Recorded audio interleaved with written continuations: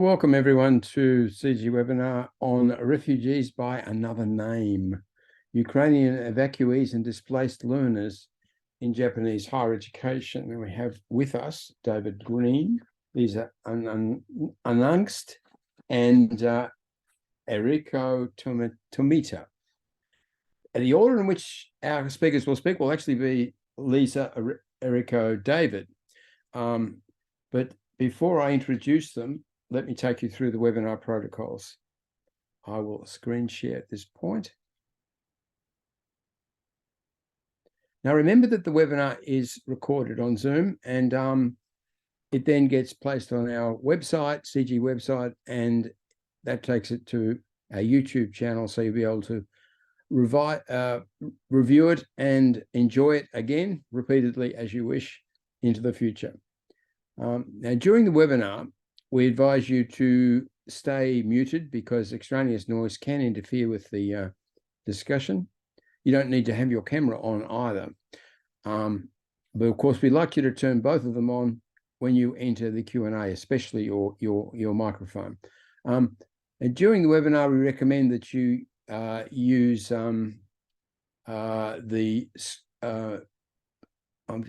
that's it. Thank you. Thanks, very nice. To get that done for me, Heather, thanks. Speaker view in the top right-hand corner there gives you a picture of who's speaking at any given time. Now, to enter the discussion, which will start about halfway through the webinar, we want you to use the chat function. Post your comments, your question for the speakers in the chat, and that will enable me then to select you into the discussion. I'll send you a note through the chat saying we're going to invite you in to speak. And when you are invited in on microphone, I'll announce you, you then turn on your mic and you turn on your camera if you can do that, and then tell us who you are, where you're from, and make your comment or make your question. Okay, so I'm going to take them in the order in which they're written, but not the order of speakers. Our three speakers are as follows: David Green, Associate Professor, Political Science at Nagoya. It's a PhD from Northeastern University, a Master's in Public Administration from California State University, Fullerton. I will not tell you about his first degree. We won't go that far. Now, he focuses primarily on Japanese immigration issues, looking at various aspects, including public opinion towards immigration, immigrant integration, and central local differences in Japanese immigration policy. Lisa Unangst is an assistant professor of higher education at Empire State University in the US. Previously was a postdoc researcher at the Center for Higher Education Governance in Ghent in Belgium. PhD from Boston College. Our colleagues from Boston College frequently take part in our webinars. We have a very good link to Boston.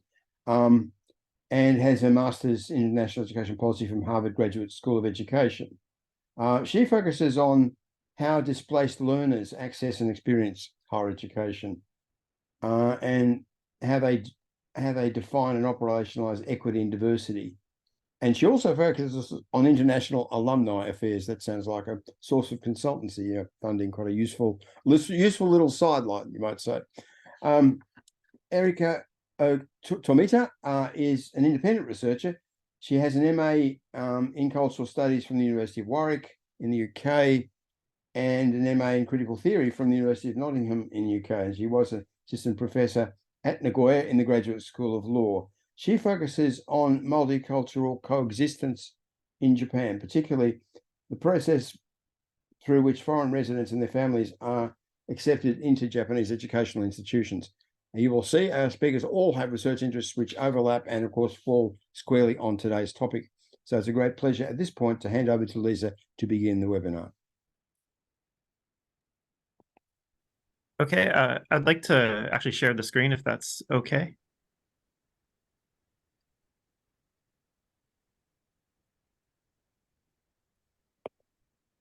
So I think you have to close out of that PowerPoint. There we go. All right, so I'll go ahead and share the screen. And yep, it's all going well. Just okay. full screen. should be good to go. Yeah.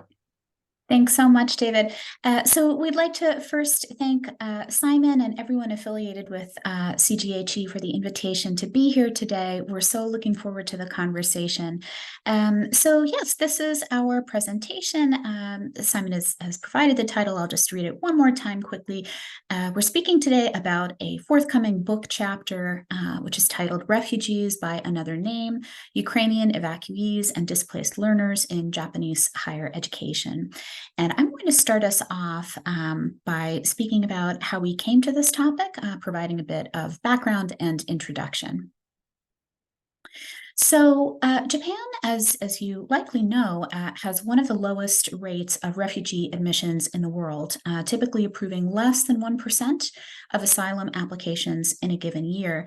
And, we encountered this right in our interdisciplinary collaboration as yes, worrisome, but also rather interesting in that it's quite a dissonance with the way that the higher education sector has pursued robust internationalization over decades, right? Many folks will be familiar with the JET program and international student recruitment and support activities at various colleges and universities. So what we have seen is that there is, we think, a side door to displaced learners from conflict areas opening in Japan. That started, we believe, in a limited capacity in 2017 and has expanded considerably since the invasion of Ukraine. However, these displaced learners vitally are not given official refugee status, but rather are receiving temporary permission to remain, and we will speak a bit about the precarity involved with that temporary permission to remain. So our chapter examines how university staff describe their perspectives, their understandings on these refugees by another name, these displaced learners. We ask how and to what extent their universities, their HEIs, are able to support this newly defined and dynamic group. So a bit more background. As we speak about dissonance, important to state that although the asylum approval rate is extremely low, as previously mentioned, Japan actually was the fourth highest governmental donor to UNHCR in 2022. So we're seeing substantial financial contribution to the supranational humanitarian architecture, though an extremely low rate of recognition, right? In 2020, the Ministry of Justice recognized 47 applicants as refugees. And how can we compare this, right? Thinking with a comparative lens to other, for example, OECD member states. Well, 3 OECD member states hosted over 1 million refugees in 2019, those being Colombia, Germany, and Turkey. And so we think that it's therefore useful to briefly parse the legal and policy framework, which is in operation in Japan and indicating this limited resettlement. We wanted to emphasize, we think this is really quite powerful, that the Japan Association for Refugees in 2017 outlined some specific challenges unique to the Japanese context for those seeking humanitarian protection. These key challenges include the interpretation of persecution as extremely narrow, that asylum seekers are forced to provide objective proof that they cannot return to their home country, which is extremely difficult to provide. All relevant documents for humanitarian protection are available in the Japanese language only, and neutral interpreters may be unavailable. Finally, rejected applicants are not given an explanation as to grounds for rejection. Importantly, we must say in Japan as elsewhere, this is of course the case in the United States as well, that a single data set regarding how many displaced learners are enrolled in Japanese higher education does not exist. So our conceptual framework guiding this chapter fuses critical policy analysis and draws from internationalization of higher education. By policy liminality, so this is related to critical policy analysis, right? Critical policy analysis looking at power imbalance and the creation and execution of policy as both a vehicle through which values may be expressed and inherently messy because it's conducted by humans.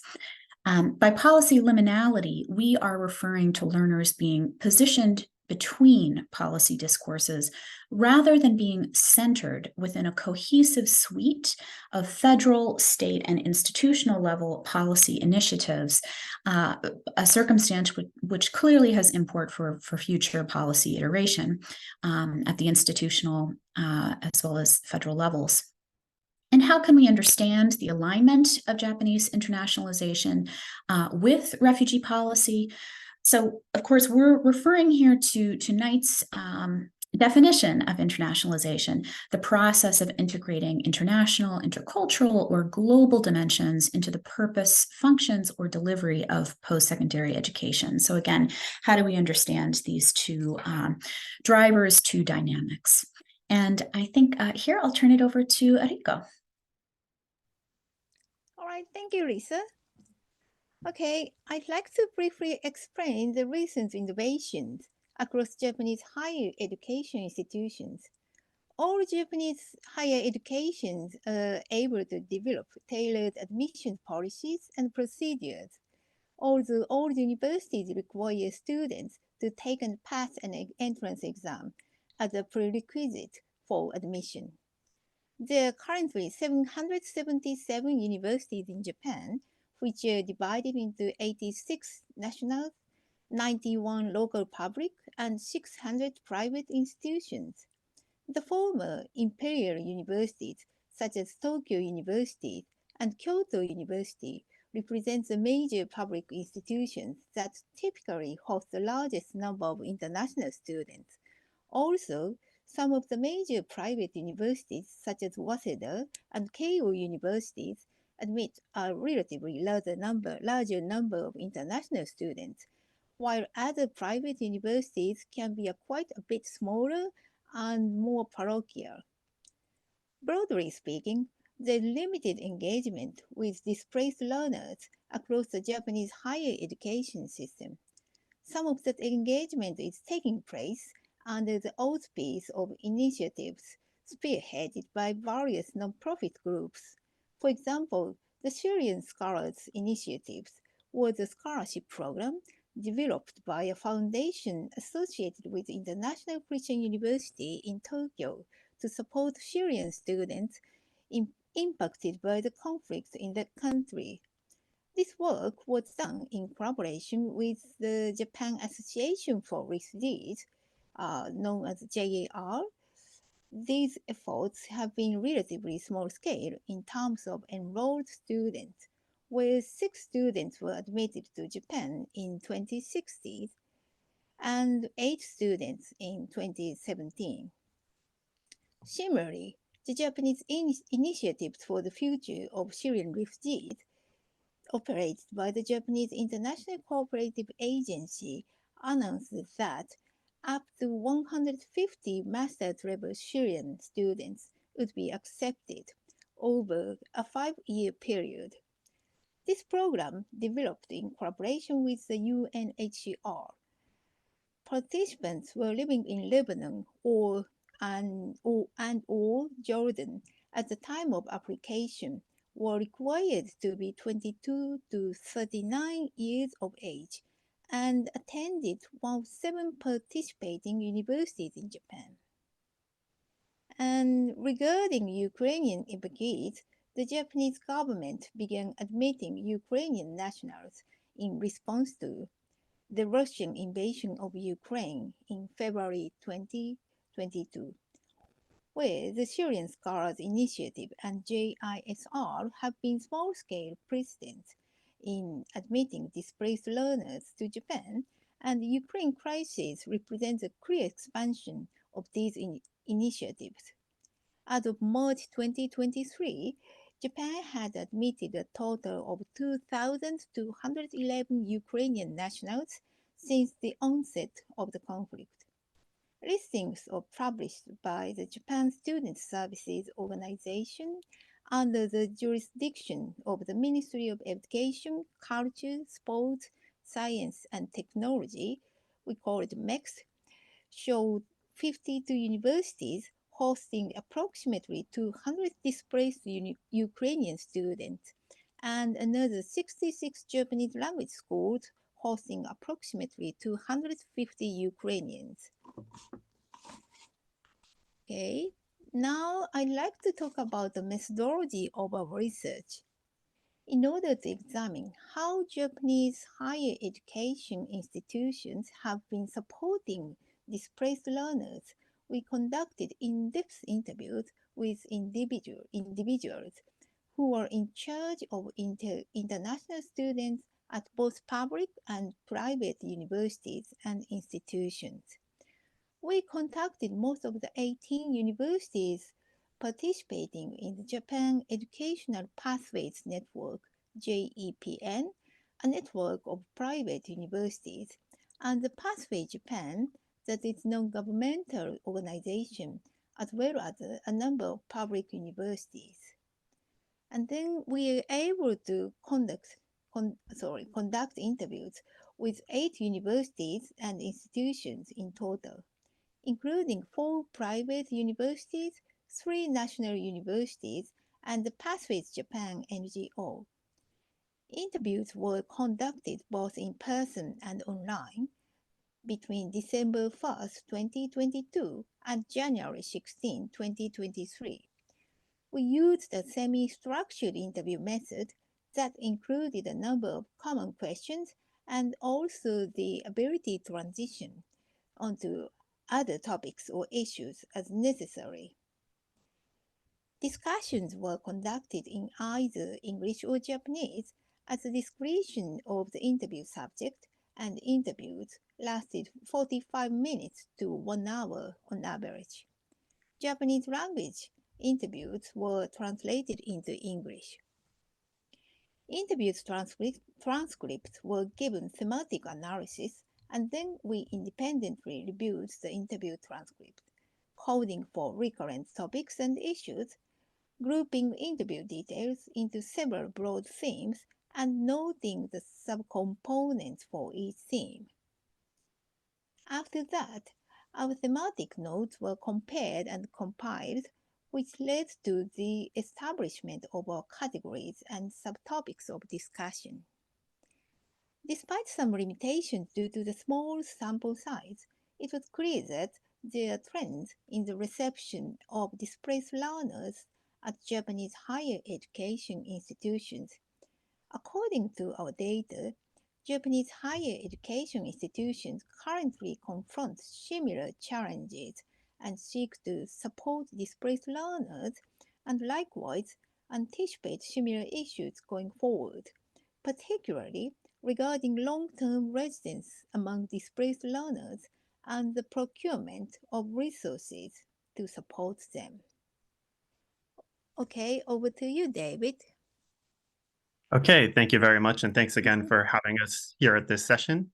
I'm going to give the rest of the presentation here, talking mainly about the findings and then some analysis of those findings.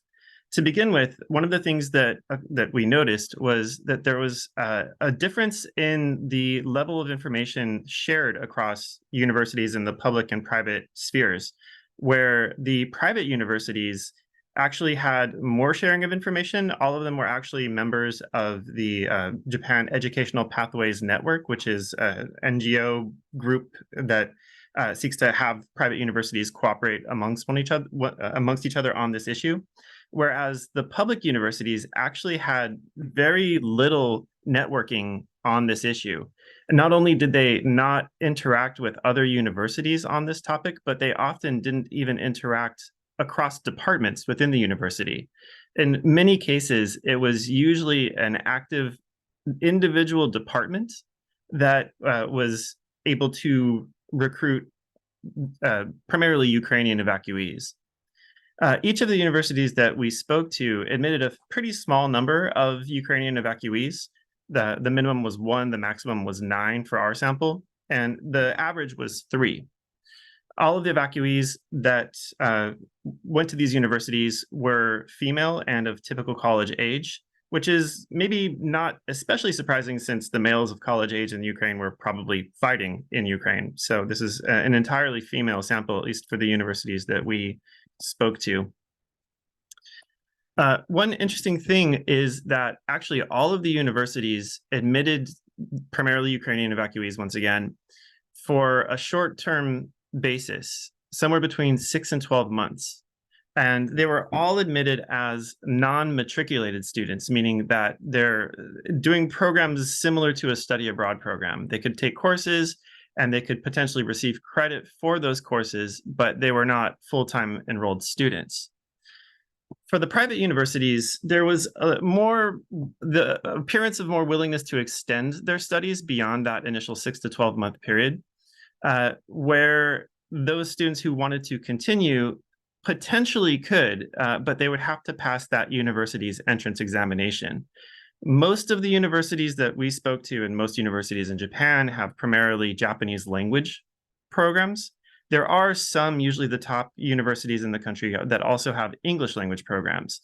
The Ukrainian students could potentially get admitted to those English language programs, which would be easier since they would be in English rather than in Japanese. But still, that admission was in no way guaranteed. And in fact, passing the Japanese language entrance examination is extremely difficult. Most of these students had maybe minor Japanese language ability at best. And so they would have to study very hard within that initial period in order to potentially pass that entrance examination. However, if they did pass the examination, then they could be admitted as matriculated degree-seeking students and receive the full package of financial benefits that they are already receiving for this initial period. That's on the private university side. On the public university side, it was much less clear, where there was perhaps the potential for students to pass an entrance examination. They could, of course, take the entrance examination at the public university, but again, admission was in no way guaranteed. And on top of that, their funding package was also not guaranteed. They were only guaranteed funding for that initial period, 6 to 12 months, after which the future was very uncertain for these Ukrainian evacuees. On the visa side, all of the students that were attending the universities that we spoke to entered Japan on short-term visas, where these students in the Japanese system, they're considered to be evacuees, as I've referred to a few times. In Japanese, it's called hinanmin, rather than refugees, in Japanese called nanmin. So it's a very similar terminology, but actually is a major distinction between the two. If they're admitted as formal refugees, then they're entitled to a number of benefits. That includes permanent residency. They're able to bring their immediate families. They can participate in a variety of government programs, including language programs, housing assistance, job placement programs, and a number of other things. If they're admitted as evacuees, however, they are entitled to none of those benefits. So if they're admitted as a refugee, essentially that person is the responsibility of the state. Whereas if they're admitted as an evacuee, then they're the responsibility of the host university or school. And there's also, of course, huge differences in the resources and the expertise that each of these groupings have. Of course, government has quite a bit more resources and expertise compared to individual universities that don't have much experience typically hosting these kinds of individuals. So the Ukrainian evacuees, they would enter Japan on a short-term visa, and almost all of them were encouraged to change their visa to what's called a designated activities visa rather than a student visa. Normally, you would think that they would come in on a student visa. Designated activities is a somewhat vague designation, and it's been used for a variety of things, including for highly skilled foreign workers, for people in the healthcare industry, for people on working holidays in Japan who have a certain amount of income or savings available, and for people who are in the process of transferring from university to a job or finding an internship or something like that. So this is a vague categorization, but the advantage to it is that there's not the requirement to maintain a full-time course load. whereas a student visa would require a full-time course load. Under designated activities, they could potentially dip down below full-time, and that's somewhat accommodating, especially considering that these are people who are coming from a conflict zone. They may have a variety of issues or problems in getting adjusted to life in Japan.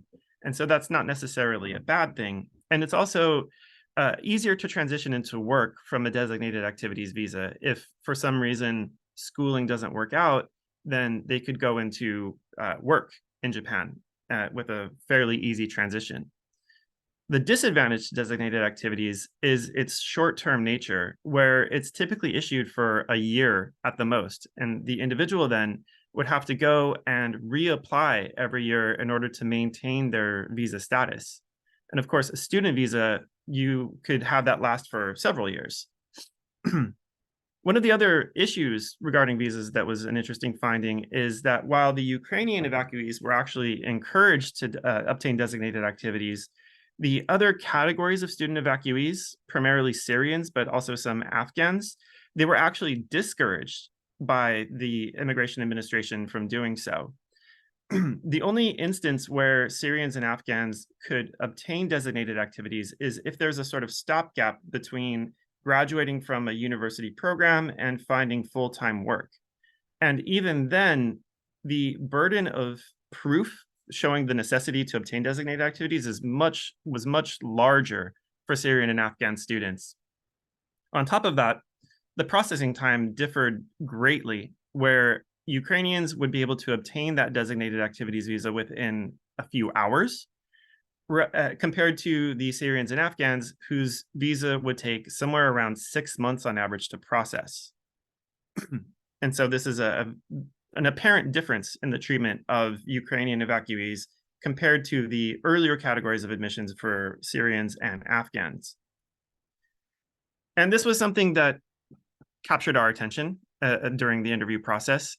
And the different administrators that we spoke to had different explanations for this.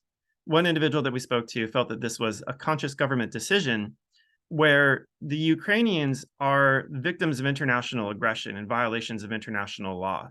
Ukraine was invaded by Russia, and as such, they should have maybe a higher level or preferable level of treatment because of this disadvantaged situation, compared to Syrians and Afghans who have civil wars or internal instability, which is not quite the same thing as a violation of international law. And so that was one explanation for this difference in treatment.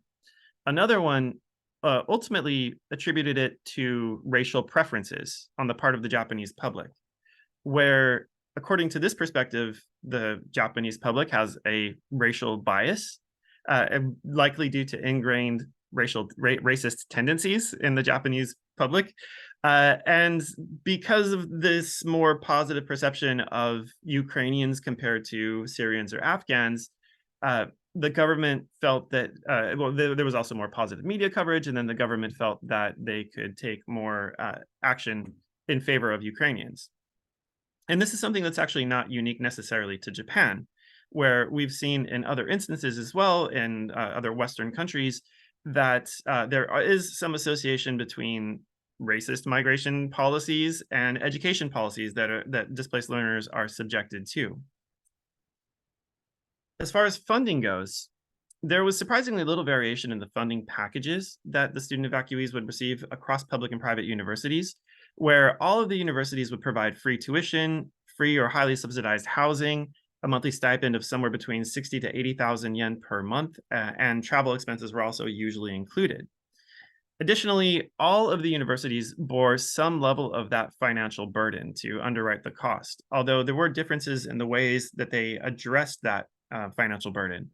So, for example, one private university, they exclusively utilized their internal budget, so they had the funds available to pay for these people. One was able to underwrite the cost of the evacuees with their own budget, as well as donations from their alumni association. And then another had a more layered approach where they had additional funding from the local government, a corporate sponsorship, and through a semi-public foundation called the Nippon Foundation. Overall, then, we found that the administrators actually had a pretty positive attitude toward admitting and hosting student evacuees. But also, it's worth noting that these kinds of groups, these student evacuees, still make up a very small portion of most universities' student bodies. And that's not only student bodies as a whole, but even international student bodies.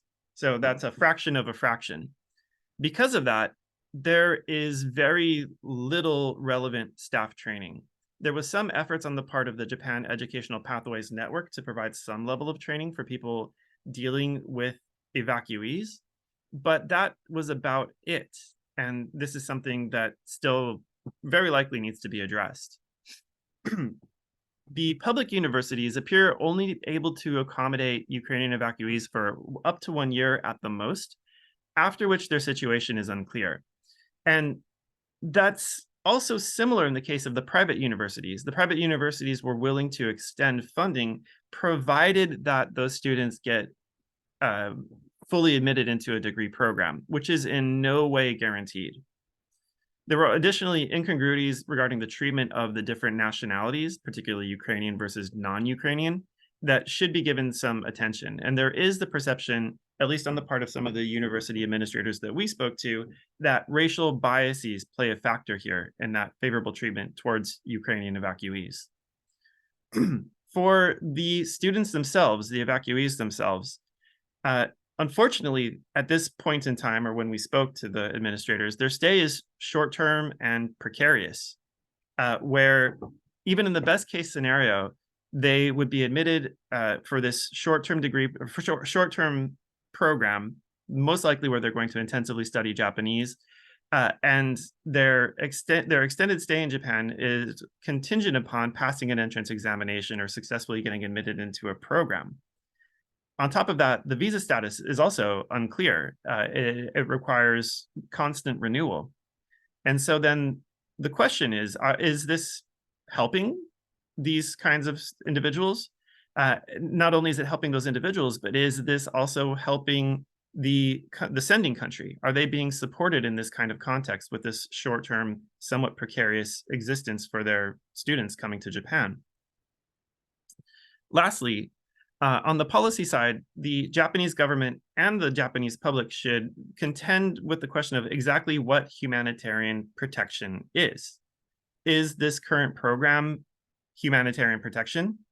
Should these displaced learners in Japan be admitted on a short-term basis under the responsibilities of universities and language schools, which again have very limited resources and very limited expertise?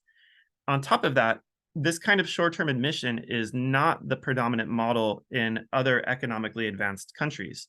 Most countries typically admit these kinds of displaced students or student evacuees on a longer-term basis as recognized refugees. This then begs the question, are these displaced learners coming to Japan refugees by another name? Are they refugees?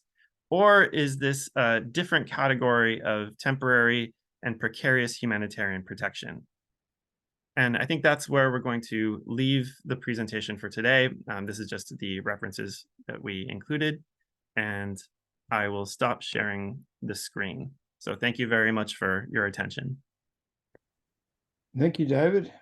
Thank you, Lisa, and thank you, Eriko. Very interesting. So the ambivalence of Japanese policy towards foreigners and towards those who are seeking to stay for periods of time which may be open-ended and indefinite continues. And, you know, something that runs through policy on foreign students and something, of course, that runs through all aspects of migration policy. But we'll be interested to hear you reflect on the Ukrainian situation vis-a-vis immigration policy more generally. But I wanted to ask you a couple of questions to begin with in relation to the Ukrainian situation. I mean, there clearly seem to be different strands of policy here.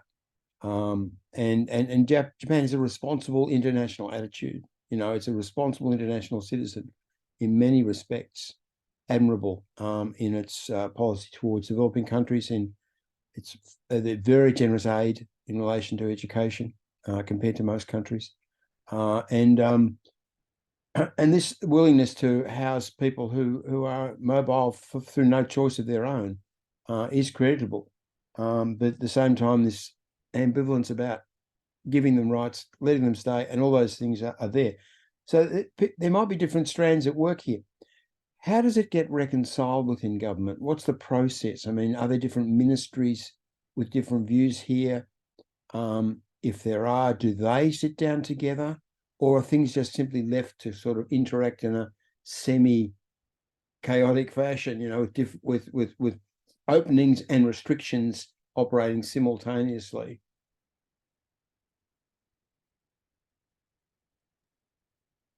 Well, with three people, it's always hard to coordinate who's going to speak. Right. So I'll give it a shot, and then if Lisa or Eriko want to chime in, by all means, please feel free.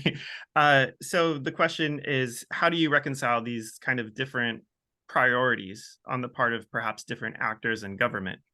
And I would have to go with your sort of chaotic model that you were mentioning, where absolutely you definitely have different government interests at play as well as different private interests, and this is the interaction of those things. Where I would say the Ministry of Justice, for example, they handle the immigration side of things.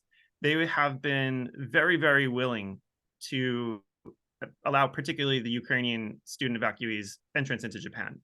And so one instance of that was, as I mentioned, the students came in on short-term visas. These were emergency visas in order to evacuate, and they were expedited, which is not typically done. On the other hand, you have, as I said, other interests at play, including the Ministry of Education, so MEXT, the very long acronym. And their concern is that the university, so on the one hand, the universities are willing to accept these individuals. So their concern is that they're maintaining some semblance of a study program, but also not necessarily stepping on the shoes of matriculated students. So this is why you don't see these individuals being admitted as matriculated students. And the admissions process at many Japanese universities is actually highly contentious, and it could be very controversial if those individuals are getting what is maybe perceived as being unfair access. Yeah. So they're limited in where they can go in. And this is a related question, but about the larger, political space, I guess. You referred to public opinion at one point. You talked to David, I think in your part, you talked about racism. Every electorate, every public seems to be have a strand of nativism or racism somewhere, don't they, all over the world? But my question's more about, how do we know about public opinion? I mean, what evidence is there? How do social scientists read public opinion in Japan? Are there regular surveys, controversial questions discussed in surveys, or is it a matter of trying to sort of read the tea leaves in the sense of what's coming through in the media and social media? Well, maybe I can again take a shot at that if that's okay. So I've actually done some research on public opinion in Japan, and Japan, much like any Western country, they do surveys all the time of public opinion on a variety of issues. And so these kinds of things, of course, have been polled. It's polled in the media. It's polled through professional polling organizations. And for the most part, particularly for Ukrainian evacuees, the public is pretty positive. It's especially compared to immigration as a whole. So, I mean, immigration in general, as in any country, it's pretty negative. Like, people are not generally in favor of it. But the Ukrainians, they have the benefit of very positive media coverage. They're often seen as being the victims, and there's a lot of stories putting them in a favorable light. And so I think that really reduces any major opposition to having them come to Japan. Thank you for answering my questions. Now we can bring in Agung. Good to see you in the webinar, Agung. And Agung Nugroho, you have the first question after me. Thank you, Simon, for the opportunity. Thank you, David, Lisa, and Eriko, for the outstanding presentation regarding the information on the situation in Japan, in Japanese context. I was just trying to allow me to, comments on one of your participants in your interview, basically, especially the administrator too. that mentioned the reason why Ukrainian applicants get easy access compared to Afghan and Syrian, and then that particular participant mentioned racial preferences. I was just thinking that echoes what happened in some parts of the world, including in Asia and in Indonesia, where I come from. I see that like the theory of whiteness and the newly coming in the surface at the moment is native speakerism.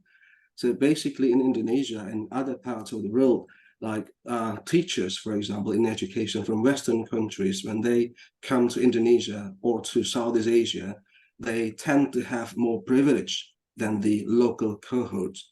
So for example, in terms of salary, regardless the education that they have, for example, they just graduated from bachelor degree and then they come to Indonesia to teach, they might have twice or three times salary than the local cohorts who actually graduated from PhD in overseas universities.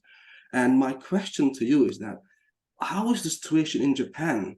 Like, is Japan quite, what do you call that, notorious in terms of the racism that the Western country, people from Western world, when they come to Japan, they have way more privilege than the people from the Japan itself?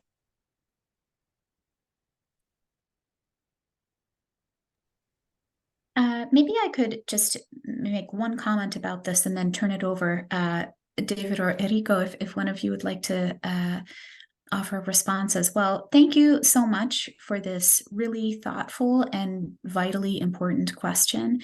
So I think the way that I might respond is by situating this again, and we mentioned this in the presentation, in a global context where racism and xenophobia are omnipresent across national settings, though expressed differently in each of those national settings.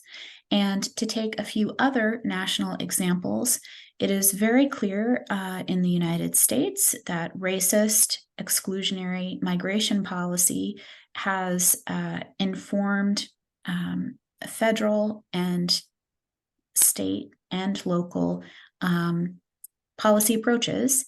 We might point to the Chinese Exclusion Act. We can name these sorts of processes in all states. So important to situate Japan in that context, I think.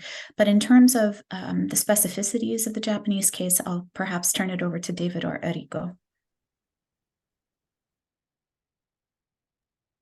Eriko, I don't know if you wanted to make a comment or no? Okay. So remind me of the question again. So you were asking about the treatment of, was it foreign faculty or just foreigners in general in Japanese academia?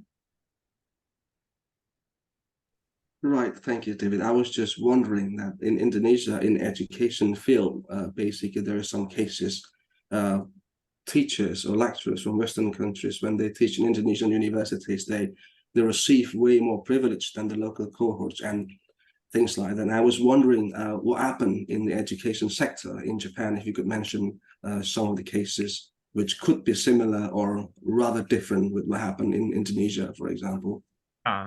Yeah, I could definitely speak to that, being a foreign faculty member in Japanese academia.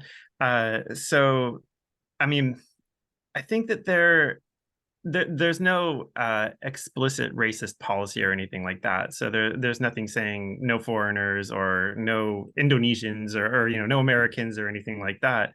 I think Japan has much less history of dealing with actually entrenched foreign, let's say, faculty or educators within the system. So the highest level, like a university that has the longest history, you definitely don't see it very often in primary or secondary school at all. And even today, it's very, very limited still. I mean, it's changing slowly, but it is not very quickly at all. But within academia, there's sort of two tracks. So there's the sort of token foreigner track, and then there's the more ingratiated or ingrained track. And so the token foreigner track is very easy. So like research assistantships or postdocs or lecturers, contract-based employment. it's fine. I mean, that's easy. You don't have to. You don't actually have to speak much Japanese. Compensation is pretty similar to what Japanese instructors get, but you're out typically at the end of the term of that contract. But that's the very common way that a lot of foreign faculty are employed. The actual being a substantive member is a lot more difficult, and that happens. But when you're admitted in that kind of non-contract based path or tenure track or tenured, that sort of thing, you're basically treated as a Japanese faculty. So you need to speak Japanese, and you need to be able to contribute and participate the same way the Japanese faculty do. Otherwise, it's not going to happen. But payment and all that sort of stuff is exactly the same. Rico, do you want to add anything? Oh, yeah, I totally agree with David. And well, I think in terms of Japanese academia, there's no racism. Like, David and I working at Nagoya University, and for example, we have an institution named International Development Faculty, and there are lots of foreigners, professors and assistant professors there, and they are basically graduated from the Japanese universities, and they don't have any difference from the Japanese professors in terms of payment and whatever. So but as David mentioned earlier, the Japanese society has another idea about regarding the Western people and Asian people. Yes. Two of my former doctoral students married women from Japan and are working in Japanese universities, and have got kind of an interesting take on this problem. I mean, what strikes me about Japan's approach, and it's very similar to many other countries, is that systems have been created that manage relatively small numbers of refugees or evacuees or displaced persons, and do that responsibly. But these systems are not designed for large numbers. I mean, Japan is not under that kind of pressure exactly. I mean, you can imagine scenarios where people from Taiwan or people from PRC could be seeking to enter Japan in large numbers, but that's not happening at the moment. And it's a long way from Syria and Afghanistan. But these populations coming out, especially out of Syria, with that terrible civil war and the millions of people who've been displaced and affected by that, these are very large populations. And a small number of countries, Poland in relation to Ukraine, Turkey in relation to Syria, are carrying these really large populations, and other countries are not. And you just wonder how much longer this can go on. That what we lack is a kind of consensual process. I mean, at the level of multilateralism, UN, ideally, but does that have enough clout now that can reach an equitable settlement so that the richer countries can manage a significant portion of these displaced persons? And that, of course, would take you way beyond the current discussion. I mean, I don't think that the pressure coming from Ukraine in Japan is large at the moment, but how Japan handles Ukraine might well be, a sign of how things are handled on a larger scale when people are coming out of Bangladesh with the coastal sea levels rising, and 100 million people suddenly positioned as not having a livelihood, not having a home anymore. They're going to go somewhere, and not just to India, presumably. So, these issues are facing us all in larger numbers in the future, I think. Very difficult issues. Let me bring in Axel Design. Hello, Axel, are you there, please?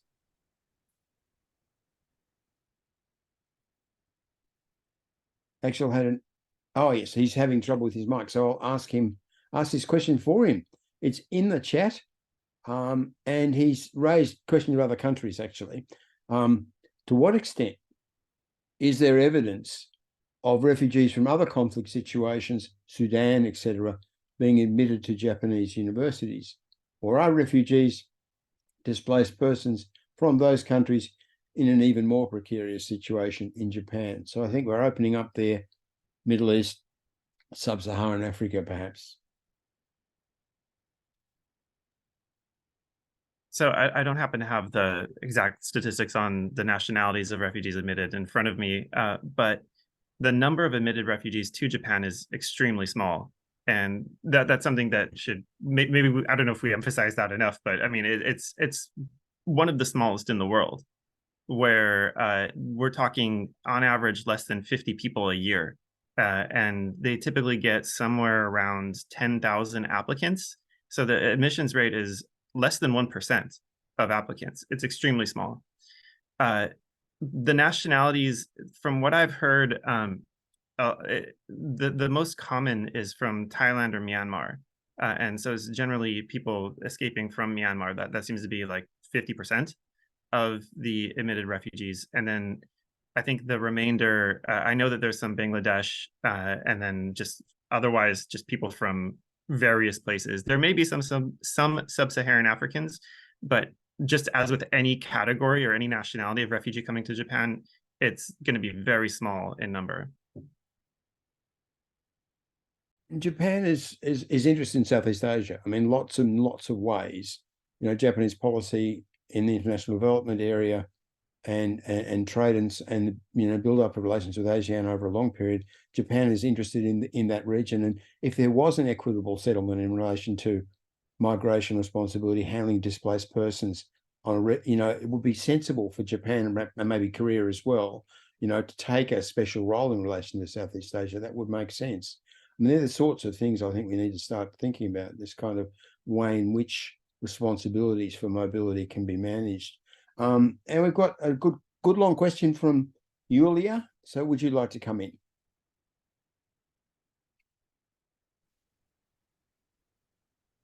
Hi, Yulia. Yulia Zayachuk. There she is. Good afternoon, dear colleagues. My name is Yulia Zayachuk. I'm an academic visitor, Department of Education, University of Oxford. Originally, I'm an associate professor, Ivan Franko National University of Lviv, Ukraine. First of all, thank you very much for your presentation and for your support for Ukrainian students. And I would like to ask, I have several questions actually, and if it will be possible to answer. How do you inform about the programs for Ukrainian students launched by Japanese universities? By which channels? I mean, what system do you have to help Ukrainian students to adapt to the university activity in Japanese universities? To what extent they are included in the scientific community of the host Japan universities? And in general, what is your opinion? How will the students' mobility affect the restoration of Ukrainian higher education after our victory and contribute to international cooperation and understanding? Thank you. Maybe I can jump in again briefly and then turn it over to my colleagues. Thank you so much, Yulia.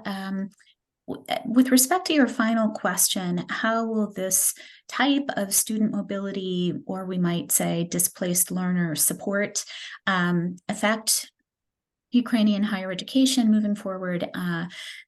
You know, contributing to international cooperation and understanding. I think that it's important to again, frame this with the conceptual pillars we've drawn upon, thinking about Japan as, of course, other national contexts worldwide are, as a state in which coloniality is expressed, and also a more economically developed context, right? What then are the obligations of a national setting like that to support the future rebuilding of a current conflict state? So how do we understand Japanese actions in this sort of at this nexus of migration and education as supporting the future rebuilding of Ukraine, right? And that has to do not only, of course, with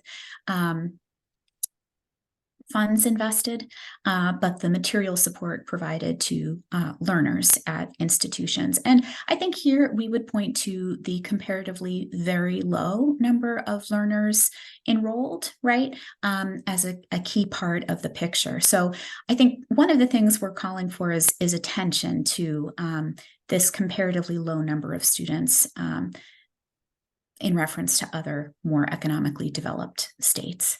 I'll turn it over to Eriko and David.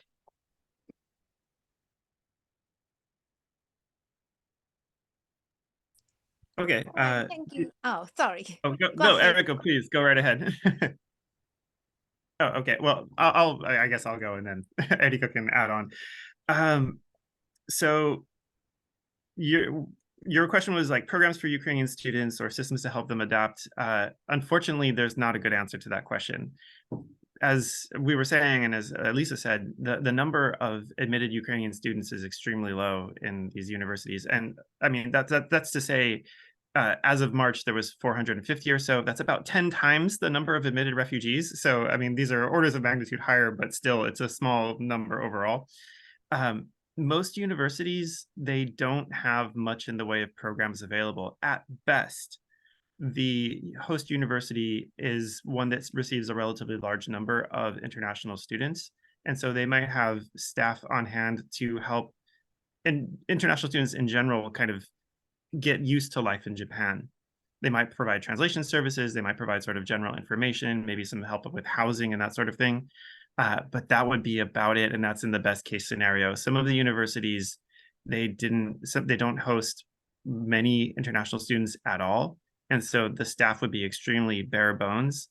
And yeah, there's just very few resources for people who unfortunately come from difficult situations. And I mean, that's got to be hard for sure. The other question about the extent to which the Ukrainian evacuees are involved in the scientific and the host community for that university, I would also, unfortunately, not have a good answer for you. Probably not very much. I haven't verified this myself, but just the impression that I would have. These are individuals admitted on a short-term basis who aren't a part of the degree program. And so usually their Japanese language ability too is on the lower side. Some of the people, there's definitely stories in the news and that sort of thing where there's sort of the feel good human interest stories that pop up, and there's nothing wrong with that or anything. But longer term support, longer term engagement or involvement, it's probably very lacking and could definitely be improved upon. For your third question, I mean, I think Lisa answered it pretty well. I guess I'm somewhat pessimistic about the situation as it stands at the moment in Japan. And yeah, ideally, I would like to see more effort made not only for Ukrainian evacuees, but for all student evacuees. This is an area that appears to be growing, and the resources and attention should grow along with it. Eriko, we're moving towards the end, so if you want to add, do so. Thank you, David. You've answered most of it. And I think the first question, the information issue, is we think that the Pathway Japan, that NGO, is the key to contribute the Ukrainian students. And well, and the other thing is we are thinking that it was continuing our research, what happened to the Ukrainian students after after 1 year passed. The Japanese society continue to accept them, or they have to go back to Ukrainian. We are planning to do another research on that. Thank you. And Yulia, I Thank think you. the whole question of rebuilding is before all of us, isn't it? Thank you. It's an open question, isn't it, to the extent to which the international community, having in some cases provides a significant military aid for Ukraine, is going to provide economic and social developmental aid. And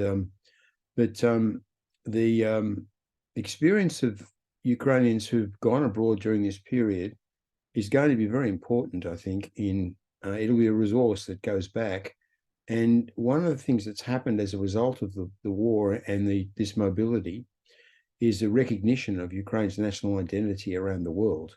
In a way, just as it's the war, Putin's invasion, his brutality in relation to the country has settled the question of Ukrainian identity, has strengthened Ukrainian identity within Ukraine. It's also defined Ukraine for the world as a whole, and I think that's going to help. That's going to matter in the subsequent in the rebuilding stage. Let's be optimistic and say we can imagine that process occurring, and I think there's a real chance it can. I mean, thank you very much for coming on, all three, Lisa, Eriko, and David. Very intelligent, very good presentations, and very thoughtful, and looking at the complexities of cross-cultural interaction in displaced persons and fixed persons, cross-cultural issues arising, and education and society and government all at play here.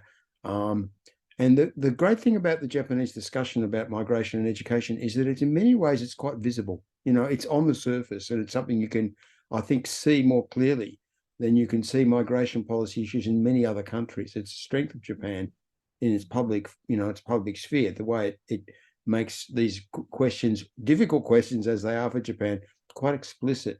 That's a good thing, I think. Our next webinar is, as you can see from the chat, not having until 2 weeks' time, because we've had a hiatus in our admin support, in our comms support for the webinars, and we're only now getting back to normal. We've got wonderful Heather and Hannah now working with us, and a third person to start in 2 weeks' time, and that will sustain our webinars into the future. But we've had to stop inviting new webinars in until we had the question of our support structure sorted out. So the next webinar will not happen for another 2 weeks, and then after that, webinars back to normal twice a week, and into 2024, where we're already beginning to populate the schedule there. Lisa, Eriko, David, you're very welcome to come back on our webinar program. Please do so when you've got new things you'd want to bring forward to us. Your work's important, and people should hear about it. It continues also a very strong focus we have on East Asia, and we're out of the time zone in East Asia by presenting webinars in the afternoon in the UK. We're picking you up at night, but we appreciate that your willingness to come on. So thank you very much, and we look forward to seeing you all again. And although the webinars are stopping for 2 weeks, make sure you come back in 2 weeks' time. Thanks to everyone, and I'll say bye for now. Thanks so much. Bye-bye. Thank you. Bye. Thank you. Bye bye.